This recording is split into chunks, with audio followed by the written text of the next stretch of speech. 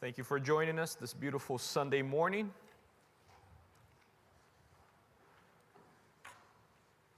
"90-degree weather still, yet I think we have a break coming this coming week, maybe in the 80s, which will be nice. I do want to mention, and I don't have the most updated news, but I know that Bryce and Becca, they were scheduled to be induced. I guess Becca was scheduled to be induced, and Bryce was there for the ride. This week, I had friends, just total side notes, and I make fun of him till this day. He called me up. He was actually one of the members of a previous church that I worked at. And he called me, still calls me pastor, and I tell him, "Don't call me pastor, I'm not your pastor, just call me my name, Raphael." He said, "Pastor, we're pregnant." I'm like, "Who?" "Your wife is pregnant. You're just along for the ride." But anyways, close parentheses. I think they're in the process of labor. They mentioned weekends, so that could have been yesterday or today. So keep them in prayers. Again, I don't have the most updated information. Once I do, I can make that available for everyone. Let's go ahead and open our Bibles to Nehemiah chapter 13.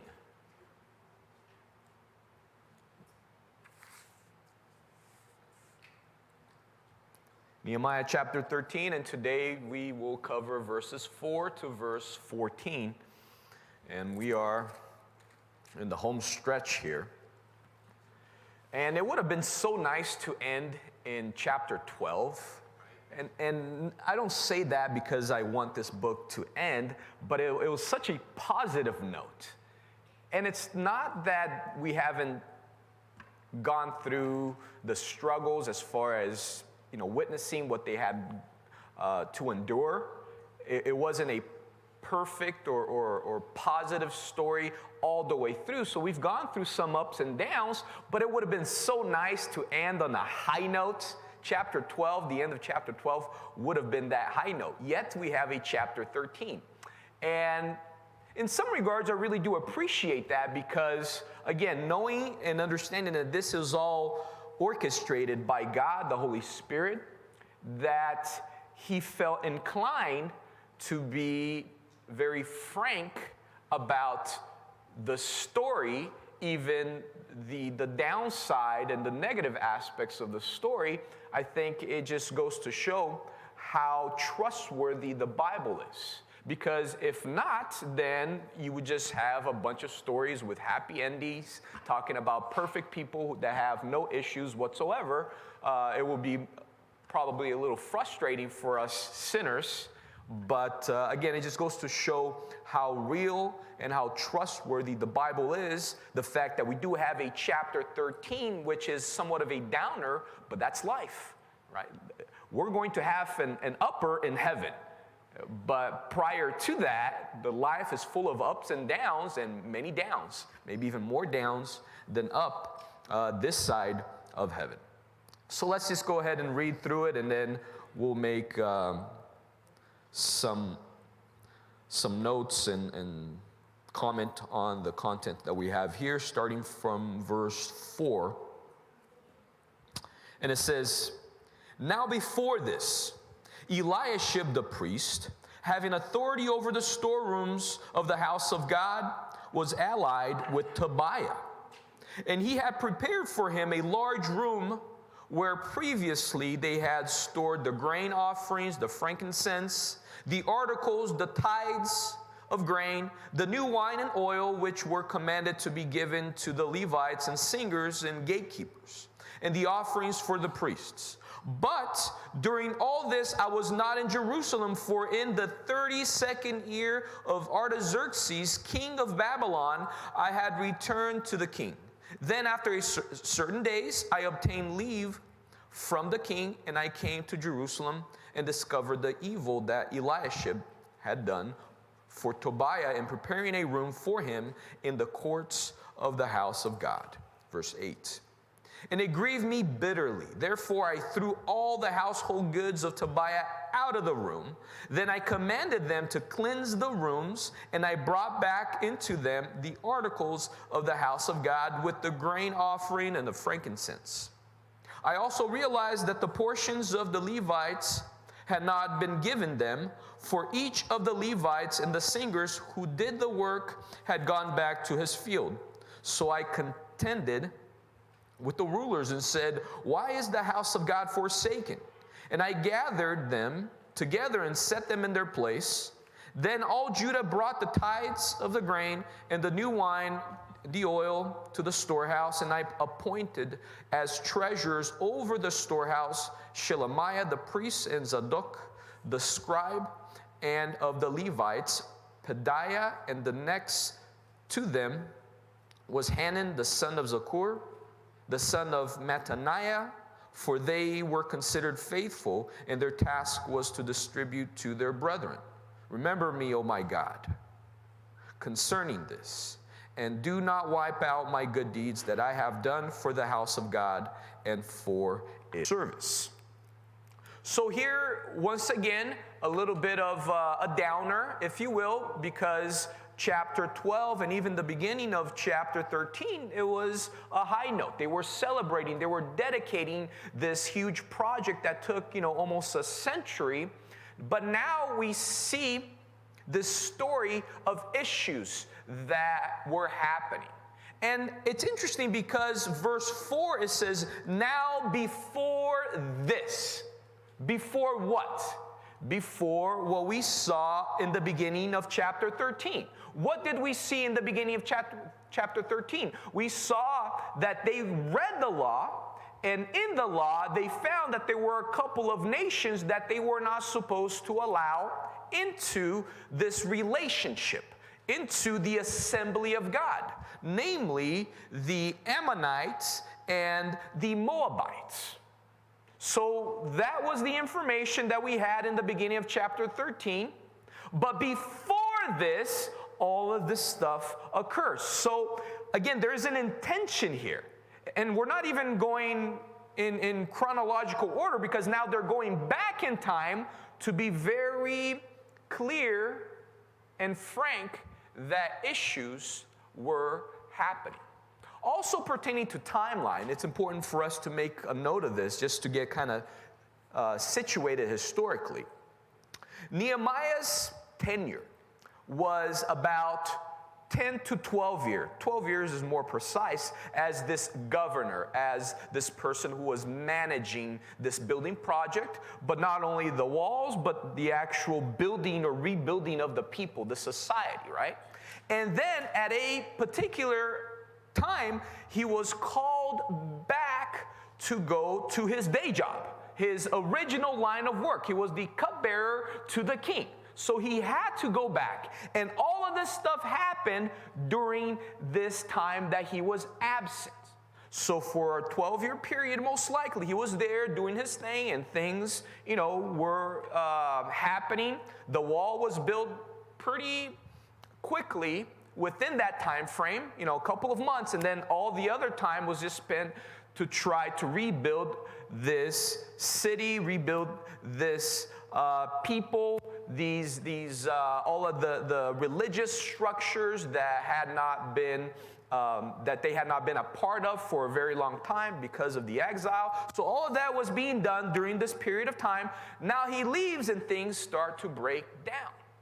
So when he comes back, he notices things that are very alarming. Now, we don't know for sure how long he was absent for. If you read through commentaries and other study materials, it goes from as little as 1 year to as much as 12 years.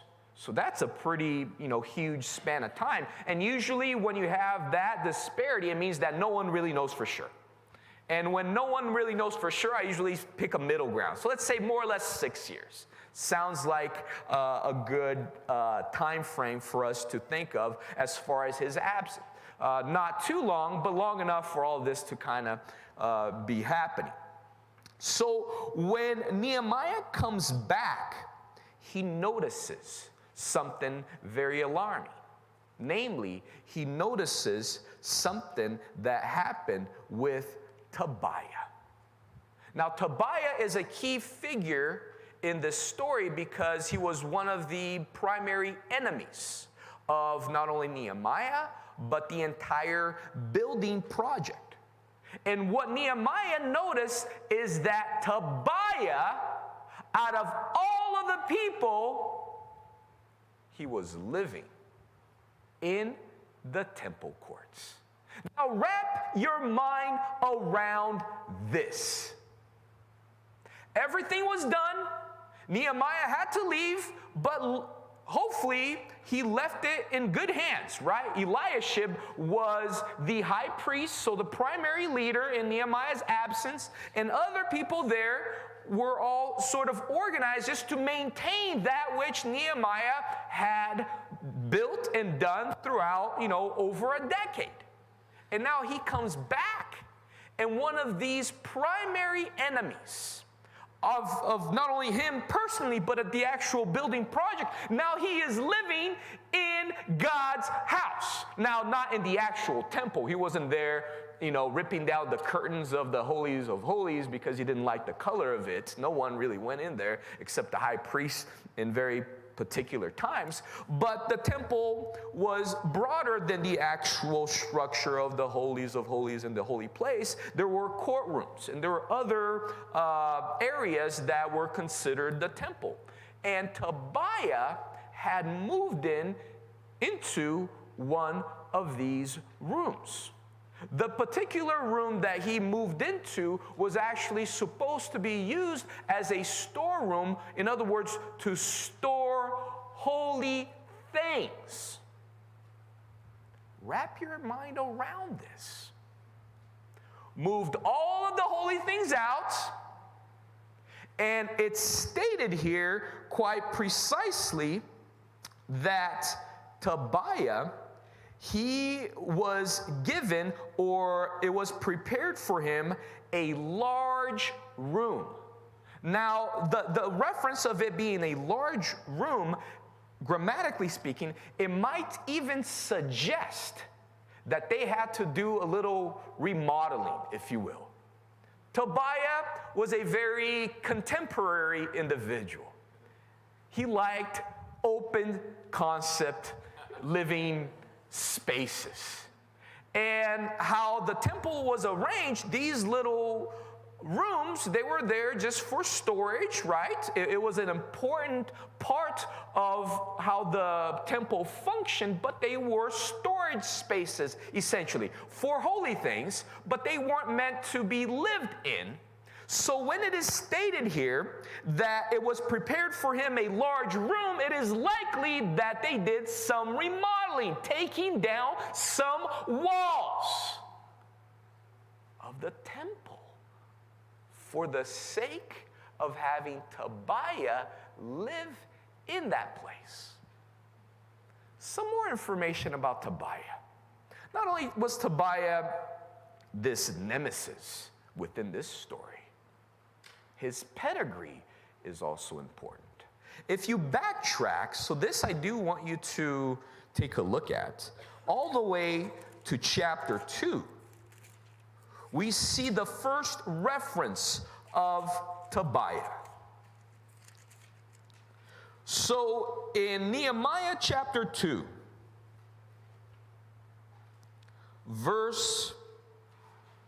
I'll read from verse 9, but actually the information is on verse 10. It says here, "Then I went to the governors in the region beyond the river and gave them the king's letters. Now the king had sent captains of the army and horsemen with me when Sanballat the Horonite, which was one of these other enemies, and Tobiah the Ammonite official or servant." What important information do we have here? He was an Ammonite. Remember in the beginning of chapter 13, the two nations that were pointed out as not being able to be part of the assembly of God, Tobiah was from one of these nations. Add that to the picture. Wrap your head around that. So here we have a huge issue. And we have to think about how things got so bad where this was allowed to happen. Well, we actually have already covered how Tobiah was sort of intertwined into the Jewish culture. If you now go to chapter 7, I believe, let me take a look at my notes here. Actually, chapter 6, you will see that after a period of time, Tobiah, even though he was a foreigner, he had, through marital exchanges, made himself part of the Jewish community. So if I read to you chapter 6, from verses 17 and 18, we will see some of these relationship, this tapestry, if you will. Also, in those days, the nobles of Judah sent many letters to Tobiah, and the letters of Tobiah came to him, for many in Judah were pledged to him because he was the son-in-law of Shechaniah, the son of Era, and his son Jehohanan had married the daughter of Meshullam, the son of Berechiah. And also they reported his good deeds before me and reported my words to him. Tobiah sent letters to frighten me. So what do we see about Tobiah's familial relationships? Actually, he had married into a Jewish family.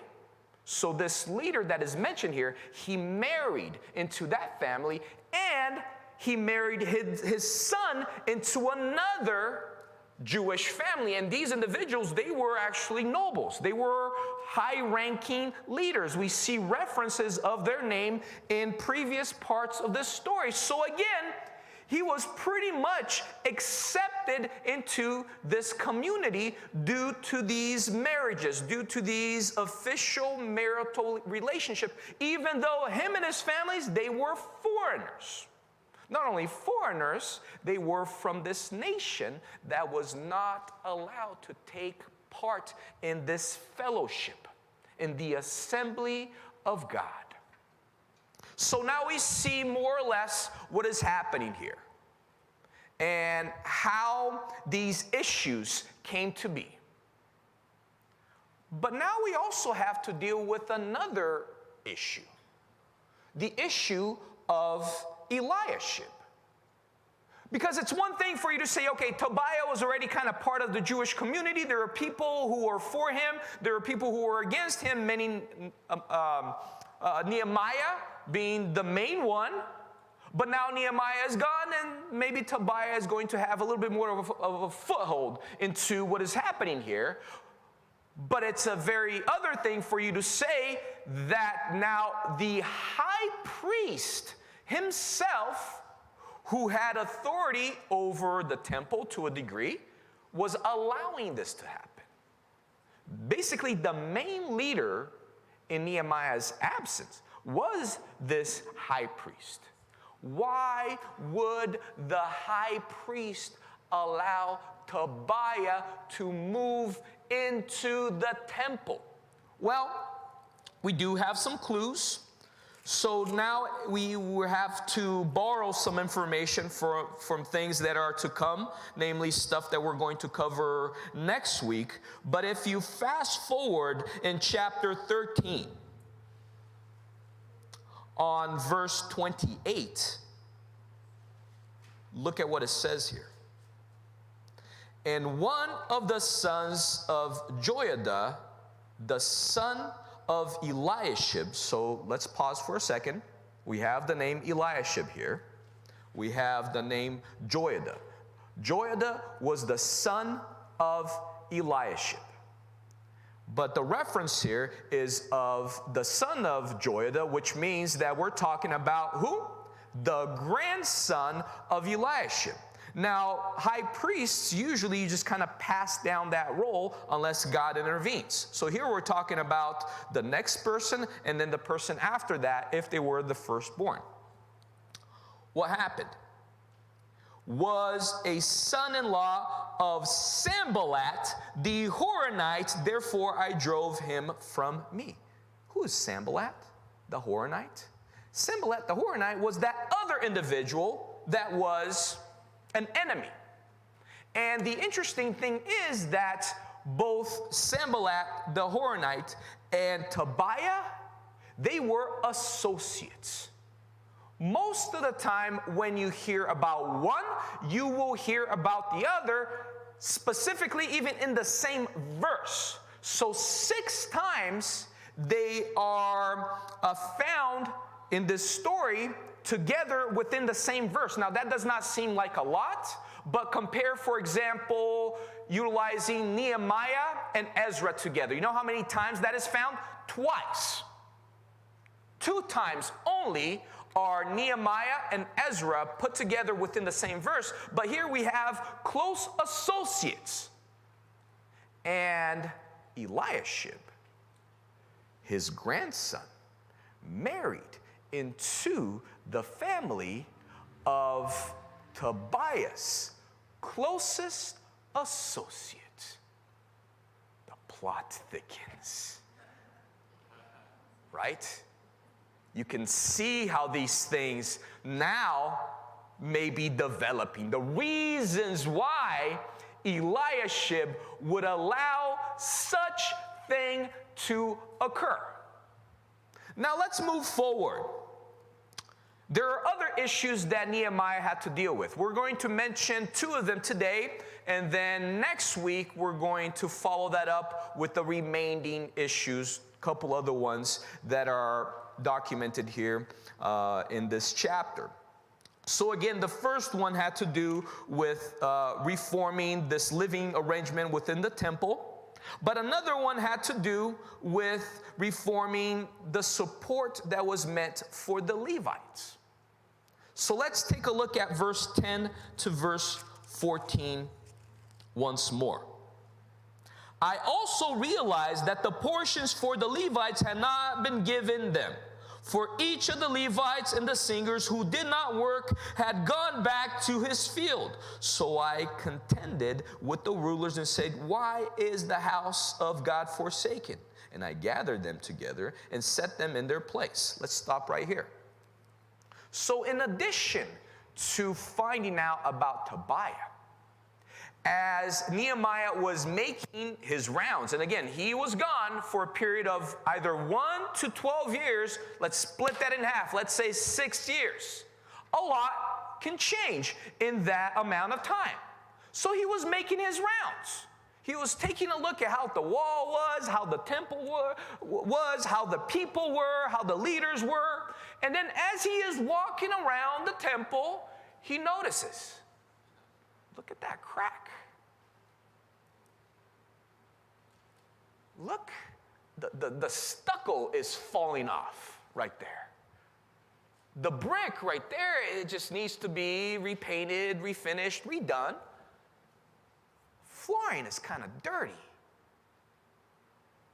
This area right here is really messy. Like, what is happening here? What is going on with this place? It should look better because it is the house of God. So he starts to inquire because initially, who is to blame? The Levites. The Levites were the ones to work in the temple. The priests and the Levites, they were supposed to maintain that. So, you know, when you look around and you see things kind of falling apart, the first people that you're going to point the finger to are the Levites. So that's kind of what he did. But when he inquired further, he found out that the Levites, they were not being paid for their service.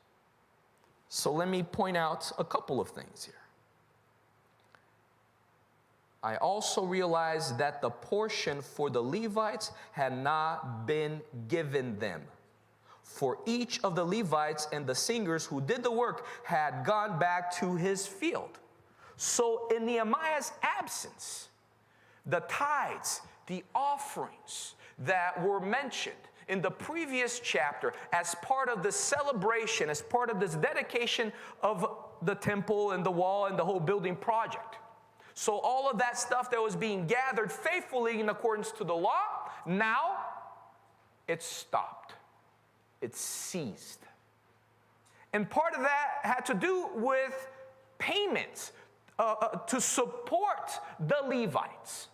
Now, the Levites were not being paid for their service, so what did they have to do? They had to get day jobs. When it states here that they had gone back to their field, essentially what it means is they had to go get work, jobs.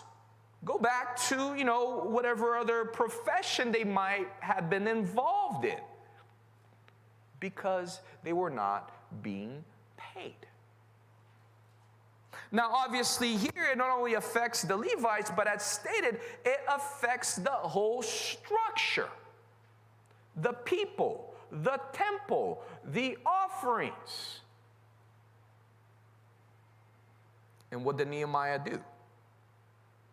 He gathered everybody up, put everybody in their place, and here it seems like he's scorning them, but actually he is putting them back into their positions, because by now they were gone. They weren't really doing the service that they were supposed to do on behalf of God and for the temple, so he brought them all back and started to make these adjustments.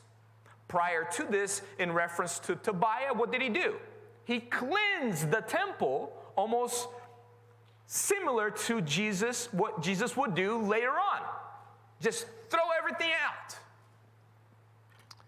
Now we have another question. What is this other question? And this is, speculative, but why did the people stop giving their tithes, their offerings, their support to the temple, their support to the Levites? Why? Is it just because they were careless?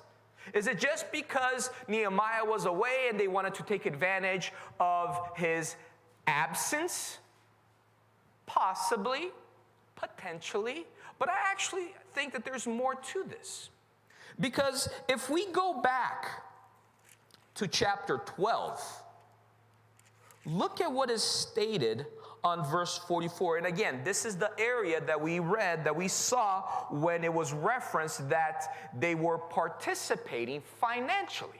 They were celebrating, they were dedicating. A part of that celebration and dedication was to financially support the temple and the temple workers. And look at how verse 44 is worded of chapter 12. And at that same time, some were appointed over the rooms of the storehouse for the offering. So these were the rooms that Tobiah moved into. The first fruits and the tithes to gather into them from the fields of the city, the portions specified by the law for the priests and Levites. For Judah rejoiced over the priests and Levites who ministered. Judah rejoiced over the priests and the Levites that ministered. What is this saying? It's saying that Judah saw the work of the priests and the Levites, and they say, wow, look at all that effort. Look at all they are doing. We want to be a part, but we're not Levites. We're technically not allowed. So we will do our part. What is our part? To give, to support them. But this blessed intention came from their perception that the Levites and the priests were doing a good job, and they witnessed that, they saw that, and they wanted to be a part of that. Fast forward a few years, what do they see? They see Tobiah that moved in. They see a high priest who allowed all of this to happen. They see the storeroom where the offerings, these other holy things, they were supposed to be inside these rooms. They see all of that being moved out and somebody moving in and doing this renovation.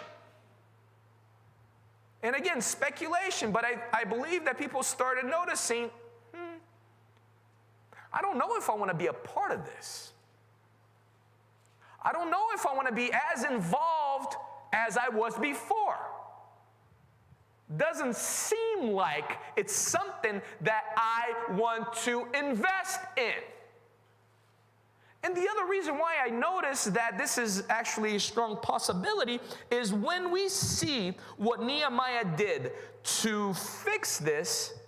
Again, look at the wording on chapter 13, but now on verse 13. And I appointed as what? Treasurers over the storehouse, Shelemiah the priest, and Zadok the scribe, and of the Levites, Pedaiah, and next to them as Hanan the son of Zakur, the son of Mattaniah, for they were considered what?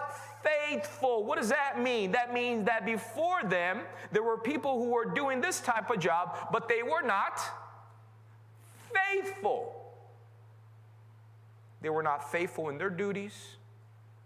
They were not faithful in the tasks that were prescribed in the law. They were taking advantage of the authority that they had.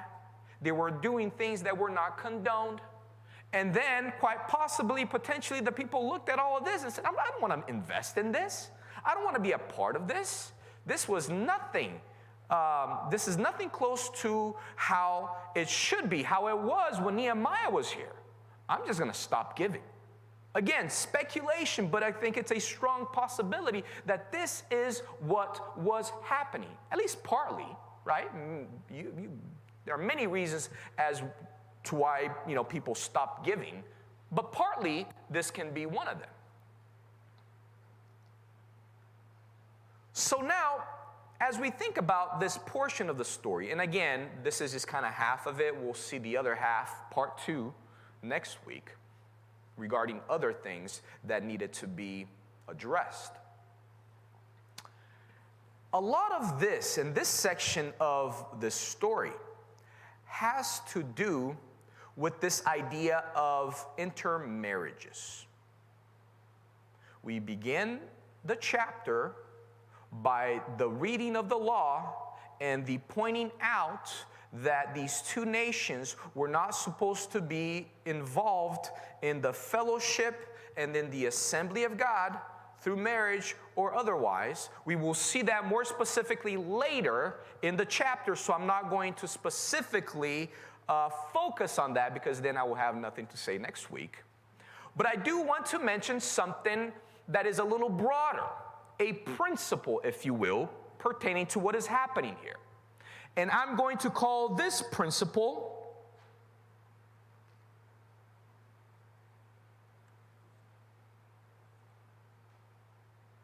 is it that big a deal?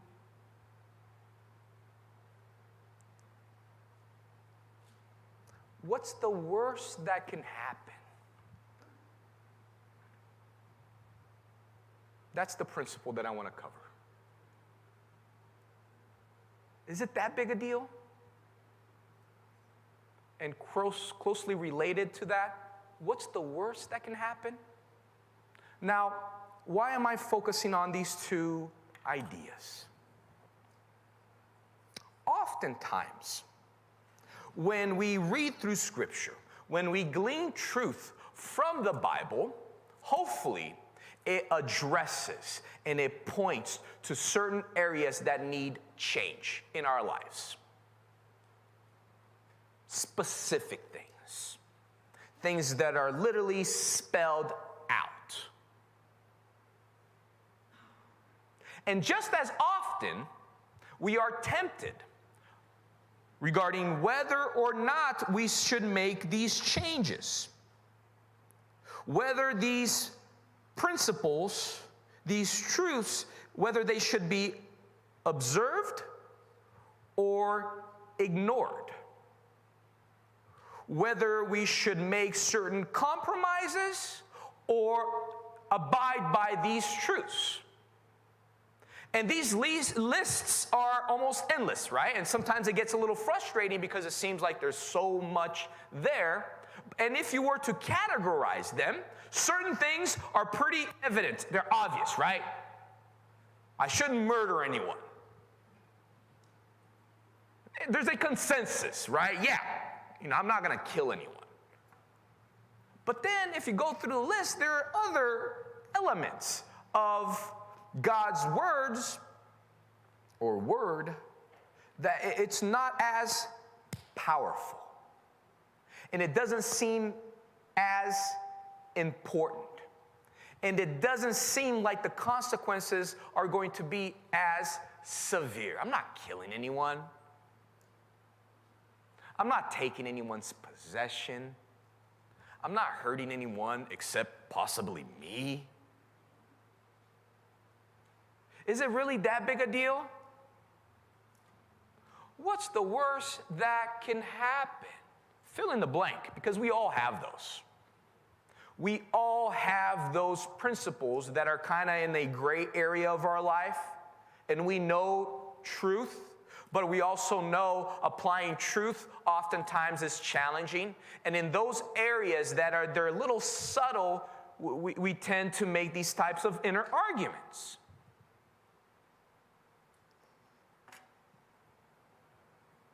Fact of the matter is, we do that because we isolate those principles from their consequences or the ripple effects. Isolated, not that big a deal. Here specifically, is it a big deal for me to give allow my grandson to marry somebody else's daughter or granddaughter just because they are from a foreign nation, isolated from everything? Doesn't seem like a big deal, does it? Is it part of the law? Yes, technically. But what's the worst that can happen? Are we really going to nitpick? Are we like splitting hairs here? Well, what's the worst that can happen? In Eliashib's case, you lose your reputation and the respect of your peers. Sometimes it takes 1 year, sometimes it takes 12 years, maybe it took 6 years. You get caught up in a web of ungodly relationships to the point where it seems so sticky that you can no longer get out. You're stuck. Sometimes it's not even because you want to be there, but now you feel stuck. People who count on you, they're affected. The Levites potentially were affected by Eliashib's decisions. The service and worship to God is affected, right? No Levites, no temple workers. No temple workers, things fall apart.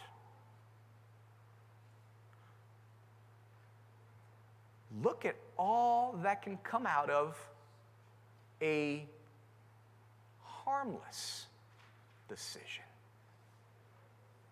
Is it really that big a deal type of decision. What's the worst that can happen type of decision. Fact of the matter is, nobody wakes up in the morning and says, I'm going to wreck my life today. That's not how it happens. Oh, this morning seems like a good morning for me to ruin my marriage.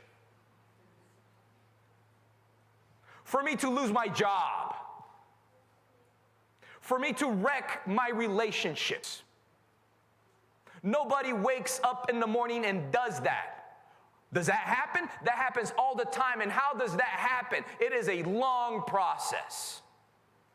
It is a long process that starts. The genesis of that process is this type of mentality. Is it really that big a deal? What's the worst that can happen? Wait. Wait a few months. Wait a few years. anyone who's ever caught up in a situation that there are grave consequences, if they stop to think and to backtrack, they will inevitably reach a point in their life when they made a sometimes very singular decision that did not seem that bad.